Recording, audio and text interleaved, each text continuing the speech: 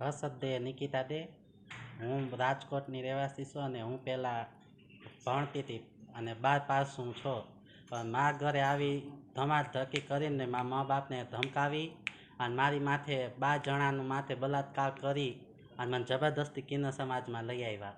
કોણ લઈ આવ્યું છે જબરદસ્તી? ને નિકિતા માસી. અને મારી માથે આખા 12 જણા પડ્યા હતા. કેટલા સમય પહેલાની વાત છે? હું આવી એના મહિનો થયો ને આ છે 6 મહિના પહેલાંની વાત. તમારી ઉપર રેપ કર્યો તો તમે પોલીસ ફરિયાદ નથી કરી?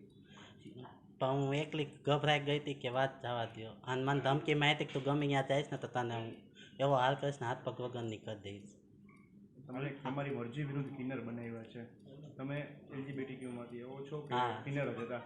હું એલટીબીજીમાં જ છું અને મારા નિકિતા મારા નામમાં એમના બેહવાનું જ નહોતું. એમને મને જબરદસ્તી ને આ રેપને મને ટોર્ચર કરીને એ મને પરાણે ઘાઘરો નાખ્યો અને મને જબરદસ્તી કર્યું. અને મારા સંસારમાં બધે કિન્નરની છાપ પડી ગઈ અને હું ભણતી હતી 12 પાસ હતી. આગળ મારે કોલેજ કરવી હતી પણ હવે કાંઈ કરી શકું એમ નથી. અને જેટલા પૈસા આવતા એમાંથી પોણો કાંઈ ઘરેથી કે 1 રૂપિયો મારા હાથમાં આવતો નહોતો અને બધા પૈસા લઈ જતા હતા. શું કહીને તમે ધમકાવે છે હવે? અને એમ કે તમે મારા વિડીયો ઉતારેલા હતા કે આ બધા વિડીયો બધાને બતાવીશ ને કે હું તારું આ રેપનું ને બધું બધાને બદનામ કરીશ કે તું આવું કરસ ખરાબ.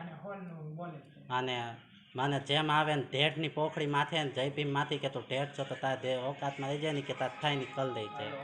મેં પછી પોલીસ કેસનો ધમકી મારી ને તો એ મને કહે કે હું પૈસા દઈને કે હું 1.5 લાખ રૂપિયા દઈને પોલીસવાળાને દબાવી દઈશ કે તારું પછી શું થાય. અને ઢેઢથી અને મારા ઘરના ને બધાને બહુ દબાવ્યા અને ઢેઢ સિવાય તો બોલાવતા જ નહોતા. ધર્મ વિશે અડધું જ કરવા એ બહુ ખરાબ વાત છે.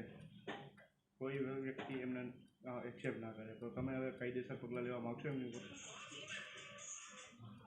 હા, મારી પોખડીમાંથી એ કીધું છે કે હું કાયદેસર પગલાં લઈશ અને મારે તો કેસ કરવાની જ ગણતરી છે.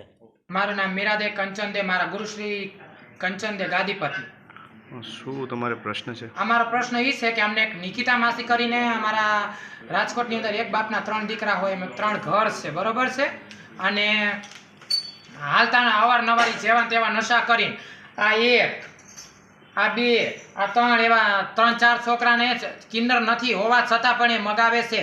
ત્યાંથી મગાઈ આવે, જજમાનોને હેરાન કરીને મોઢા ઉપર જોડા મારીને પૈસા લઈ આવે છે. એ બધા જે પણ કાંઈ પૈસા આવે એ બધા એ ડ્રગ્સમાં, ગાંજામાં, દારૂમાં બધો વેપાર એમાં બધી નશા કરીને પછી અમને લોકોને હેરાન કરે છે.